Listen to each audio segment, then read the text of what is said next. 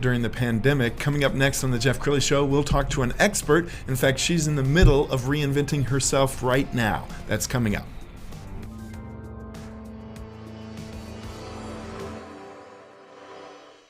Many are predicting that the worst is yet to come, which is unfortunate, said one person here.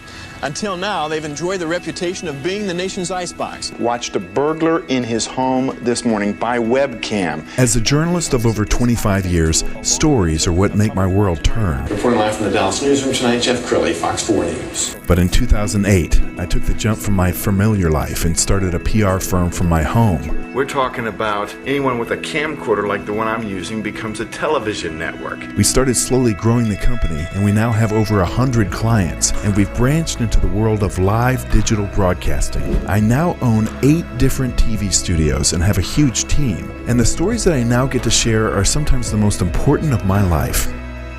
Life has a funny way of coming around full circle. This is the Jeff Crilley Show. So when I wrote my book, Free Publicity, some 20 years ago and started going around to networking groups speaking, this is one of the first people I met, Shelli Howlett, formerly with BNI. I guess you're still on the board of their nonprofit, but welcome to the show. Well, thank you, Jeff. So she is something of a guru when it comes to networking and entrepreneurship. And then after how many years with BNI?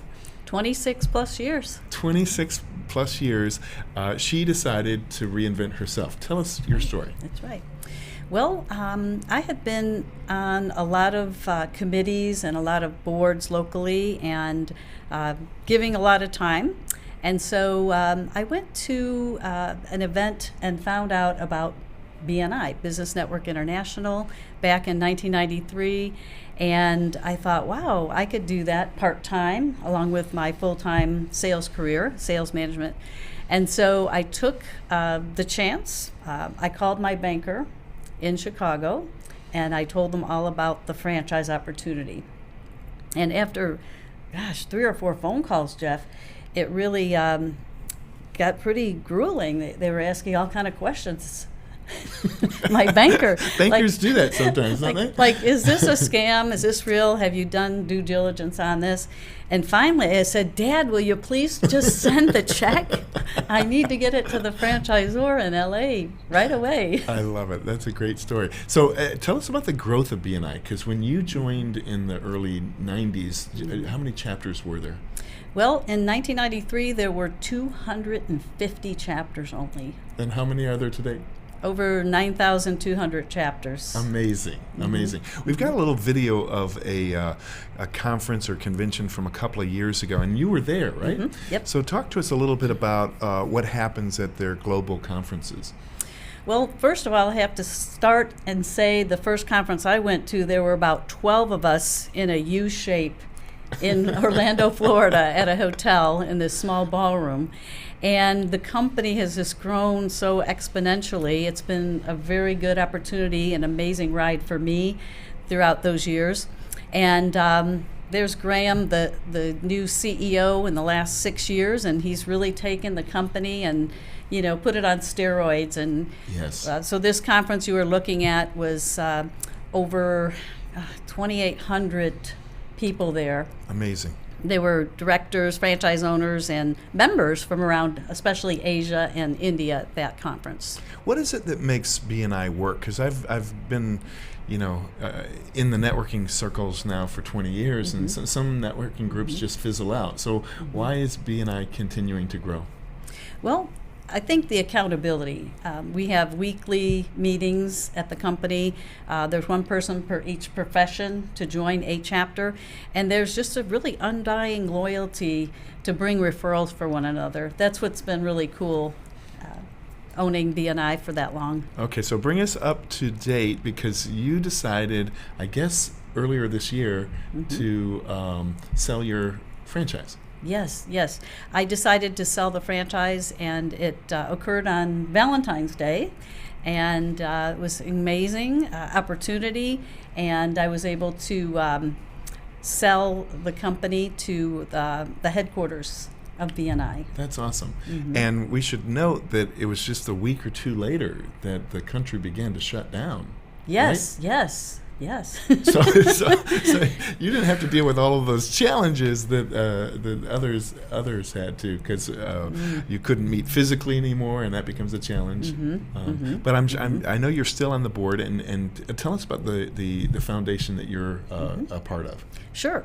It's called the BNI Foundation, and it is over 20 years old. And the whole goal is to help for children in education, and that's globally.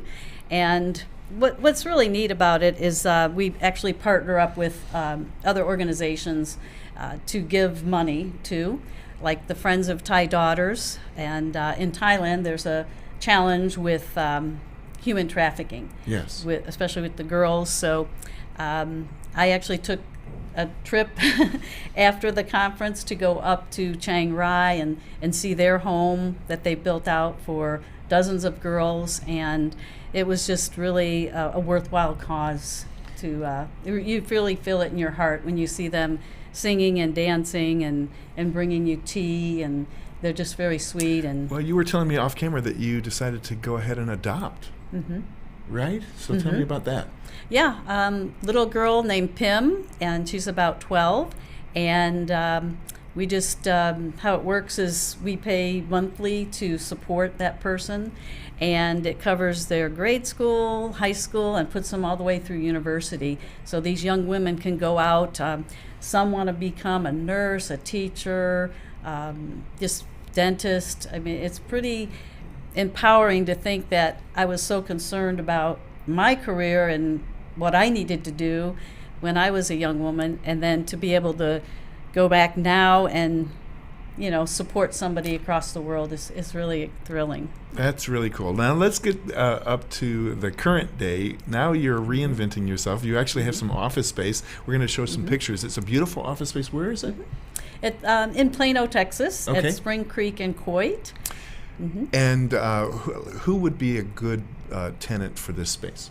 Yes, a good referral would be a doctor, a dentist, chiropractor, perhaps a CPA or attorney that are looking for private space with multiple entrances. And what's cool is it's easy to drive up. It's easy to have appointments there.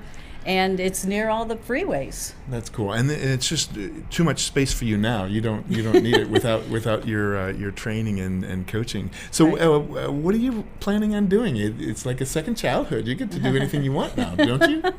Well, I've been on a short sabbatical, which has been interesting, and it's been refreshing. I am looking at some other business related to small businesses.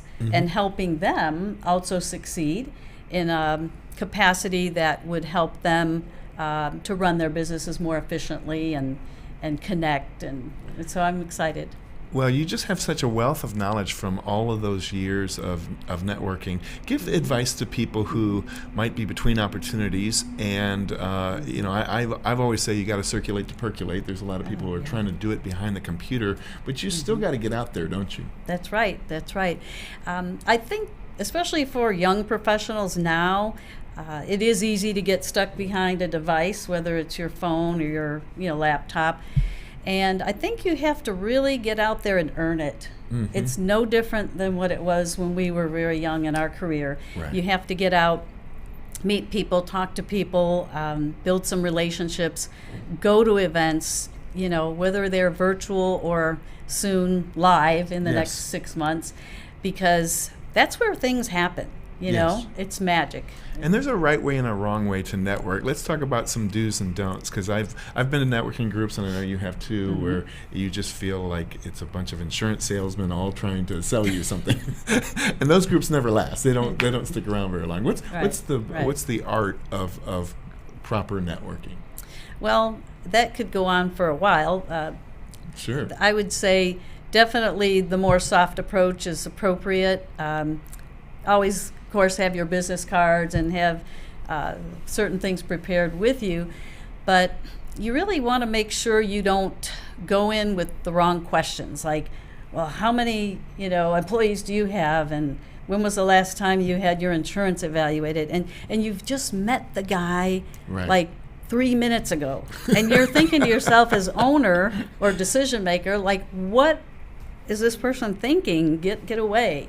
And so it actually is a deterrent. Yes. Yes, and that's what I like about the way you organized your groups, is that you really said up front, you set the tone at every meeting. This is what this group is about. Right. And it's about meeting together with people one-to-one, whether it's having coffee or a short meeting, lunch or something like that.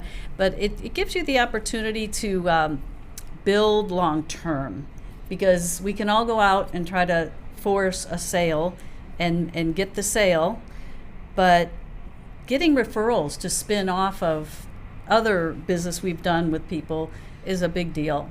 Absolutely. Well, we're almost out of time, so give some final thoughts. That's your camera right there. What would you like to say to the viewer?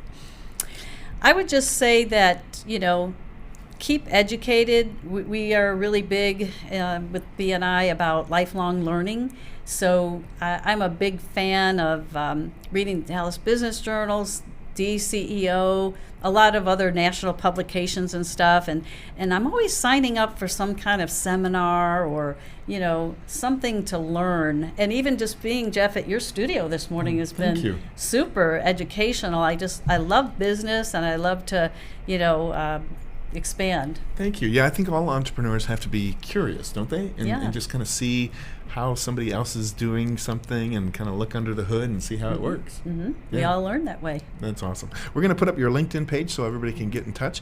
Shelli Howlett, thank you so much for being on the show. You've been amazing. Thank you, Jeff. I sure appreciate it. You bet. And that's it for now. We'll see you next time.